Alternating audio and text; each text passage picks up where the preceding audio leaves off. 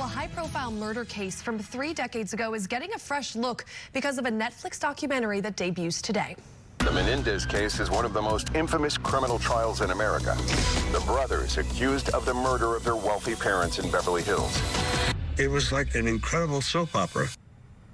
Eric and Lyle Menendez have been in jail for nearly 30 years. The two were originally tried separately with different juries, but both were deadlocked and declared a mistrial. The two were then tried together in a second trial and were both found guilty of killing their parents at the ages of 18 and 21 years old.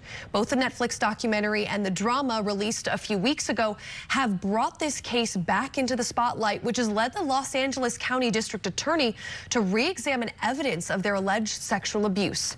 Here with more about this is someone connected to one of those original trials. Hazel Thornton served as a juror on Eric Menendez's trial for 7 months. Good morning. Thank you so much for joining us here on Morning Rush.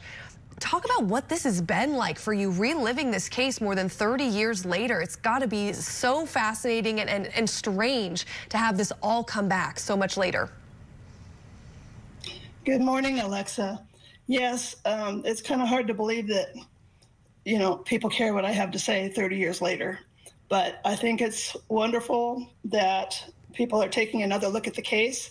30 years ago, people were not ready, I guess, to accept the fact that boys can be molested by their father. And there were many other forms of abuse, even if you took sex out of the equation. But 30 years later, I think people are more ready to understand that and to see how much the second trial was a travesty of justice. And the Los Angeles District Attorney now reviewing information about their alleged assault that you just spoke of that contributed to the outcome of these trials. We want to play a little soundbite and we'll talk on the other side. We have not decided on the outcome. We are reviewing the information, but I think it's also important that we recognize that both men and women can be the victims of sexual assault. Really echoing what you just said there, and you have said previously as well that you believe the Menendez brothers when they talked about being abused. Why were some of the other jurors more skeptical in those conversations that you all had as a group? Because the other jurors were men. It was an even split on my jury, 6 men and 6 women. All 6 men wanted to vote for murder, and all 6 women wanted to vote for manslaughter. It was commonly perceived at the time that the women were in love with the Menendez brothers and wanted them to go free. But in fact, we all voted for manslaughter. If they had been convicted of manslaughter, they would have been out years ago. And I think it's time to relook at their case.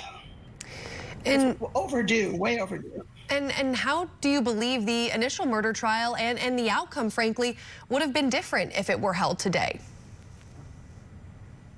Because people know more about how a child's brain develops over time. We had evidence of that in the trial, but the public did not have that information. They were not educated. And I think people these days know a lot more about domestic violence and child abuse, and it makes them more able to accept the Menendez brothers' story, that they killed out of fear. Absolutely, and it will be so fascinating to see what this re-examination reveals. Hazel Thornton, thank you so much for joining us this morning. We appreciate your perspective. Thank you.